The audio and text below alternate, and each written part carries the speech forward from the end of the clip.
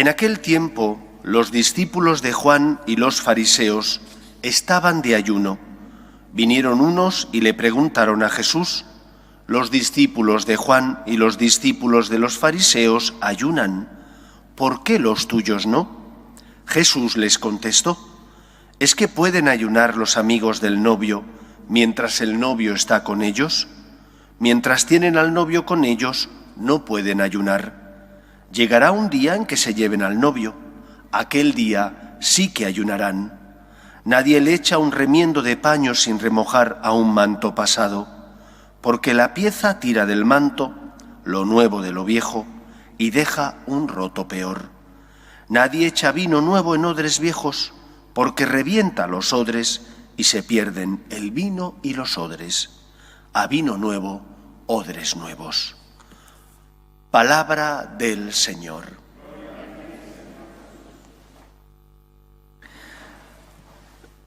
San Antonio Abad vive en una época que está a caballo entre la época anterior y la época futura. Como nos ocurre a nosotros, vive un verdadero cambio de época en su sociedad, porque él nace en el 251, más o menos, porque en aquella época no había crónicas ni tampoco archivos como los que tenemos hoy en día, pero se cree que nace en el 251 en Egipto y que por lo tanto coge ya el final de una época que es la época de la persecución a la Iglesia católica. Ya habían pasado las grandes persecuciones de Vespasiano, de Trajano, del resto de emperadores, y empieza una nueva época. Llegará, el culmen de esa nueva época será en el 313, unos años después, por tanto, de su nacimiento, cuando el emperador Constantino dicte el Edicto de Milán. Y esa época culminará en el 380, cuando el emperador Teodosio, mediante el decreto Quintus Populo, haga el cristianismo religión oficial del imperio. San Antonio nace en una época donde la Iglesia había sido perseguida, estaba empezando a dejar de serlo, y morirá en una época en la que la Iglesia ya no es perseguida, sino que al contrario, vivirá él gran parte de lo que llaman la paz constantiniana. La Iglesia es tolerada y poco después de su muerte tendrá lugar la conversión del Imperio Romano al cristianismo. Vive, por tanto, un cambio de época profundo. Se había pasado de ser perseguido. Ser cristiano significaba que te podían perseguir, jugarte el pellejo y no poder ascender, por ejemplo, en ciertos puestos de la magistratura y también del ejército romano. Se pasa de esa época de persecución a una época donde ser cristiano es algo bueno, te favorece para progresar, porque el César es cristiano, porque Constantino se hizo cristiano y el resto de emperadores también lo serán.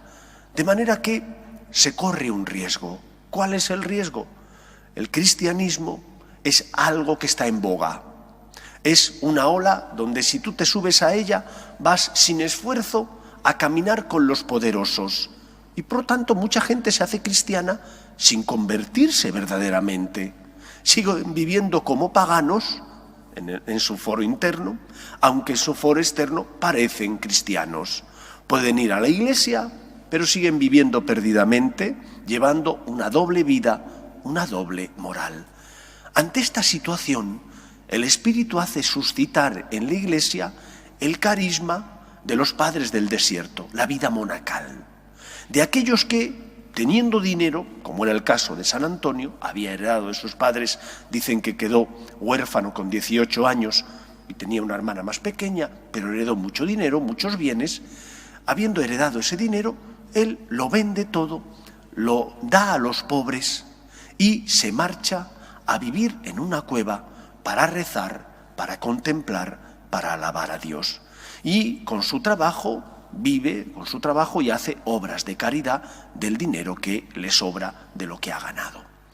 San Antonio inicia una nueva época, la época del monacato, la época de aquellos que se dedican a ser luz en medio del mundo porque ponen a Dios en el primer lugar en su vida, porque no llevan una vida de una doble moral, porque son luz en medio del mundo, dado que imitan a Cristo, que se hizo pobre por nosotros. ¿Qué nos enseña esto? Nos enseña, en primer lugar, que el Espíritu Santo hace suscitar en la Iglesia carismas. ¿Qué son los carismas? Dones espirituales que el Espíritu suscita tocando el corazón de personas para que desarrollen ciertas tareas. Pueden ser espirituales, en otros casos son caritativas, para solucionar problemas concretos que surgen en el cristianismo y en la sociedad. Cuando Madre Teresa, que ya era religiosa de las Hermanas de Loreto, siente la llamada del Espíritu porque ve a los moribundos en Calcuta, ella ya era una consagrada, pero el Señor suscita en su corazón que se consagre para acoger y que los que van a morir mueran al menos con una sonrisa, con una palabra de aliento, que mueran acogidos por otra persona en lugar de ser desechados como ocurría hasta su época. Es el Espíritu el que suscita en Madre Teresa que lleve esa obra. O cuando San Juan Bosco funda las escuelas de los salesianos, lo hace porque ve a los jóvenes que están sin ocupación y sin ningún tipo de misión y se preocupa de ellos de cara a que puedan tener una formación y después un futuro. Es el Espíritu el que hace suscitar ante una necesidad la respuesta en una persona, en una o en varias. Puede ser que sea un carisma personal o un carisma de varios fundadores. En nuestra época tenemos que estar atentos a lo que el Espíritu nos suscita, porque al igual que ocurrió en la época de San Antonio, estamos en un cambio radical. No es lo mismo la época que vivimos que la que estamos viviendo. Ayer veía una película que me sorprendió muchísimo, que hablaba de un asteroide que viene a la Tierra, se acaba la Tierra, pero los políticos no hacen nada. Viven como si no pasara nada. Siguen engañando, siguen ganando dinero, malversando en los bienes de los ciudadanos. ¿Cuántas veces nosotros no nos damos cuenta de que está cambiando nuestra sociedad? Que es una sociedad tan distinta a la que hemos vivido. Los medios de comunicación, por ejemplo, medios en papel, ¿qué tirada tiene El País, el ABC, El Mundo, aquí en España? Pues una tirada muy reducida. En cambio, los medios de comunicación online tienen una repercusión tremendamente mayor, porque llegan a millones de personas. Estamos en un cambio de época. Y en este cambio de época, nosotros que somos católicos, al igual que San Antonio, tenemos que ser luz en medio del mundo.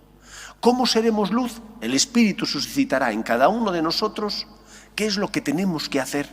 Pero lo primero es ser fiel al Señor, cumpliendo los mandamientos, viviendo con generosidad, ayudando a los necesitados que pasan por nuestra vida, siendo personas íntegras y no veletas, que hoy dicen una cosa, mañana dicen la contraria.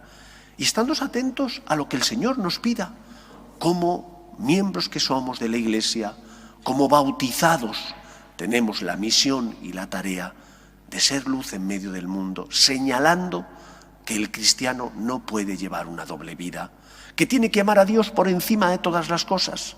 Otra cosa es que sea débil y caiga. Si has caído, pides perdón, te confiesas y vuelves a empezar con la ayuda de la gracia de Dios. Que al igual que San Antonio Abad fue luz para su época, para una época que estaba cambiando de signo, nosotros también lo seamos. Porque puede cambiar la época, puede cambiar nuestro mundo, pero no debe cambiar nuestro amor a Dios y la fidelidad del cristiano para intentar ser, ante todo, aquel buen hijo que ama a Dios por encima de todas las cosas. Que el Señor nos ayude a vivir de esa manera. Nos ponemos en pie. El Señor esté con vosotros, y la bendición de Dios Todopoderoso, Padre, Hijo y Espíritu Santo, descienda sobre vosotros. Podéis ir en paz. Dios te salve, Reina y Madre de misericordia, vida, dulzura y esperanza nuestra. Dios te salve. A ti llamamos los desterrados hijos de Eva. A ti suspiramos, gimiendo y llorando en este valle de lágrimas. Ea pues, Señora, abogada nuestra, Vuelve a nosotros esos tus ojos misericordiosos y después de este destierro, muéstranos a Jesús, fruto bendito de tu vientre. Oh clementísima, oh piadosa, oh dulce y siempre Virgen María, ruega por nosotros, Santa Madre de Dios, para que seamos dignos de alcanzar las promesas de nuestro Señor Jesucristo. Amén.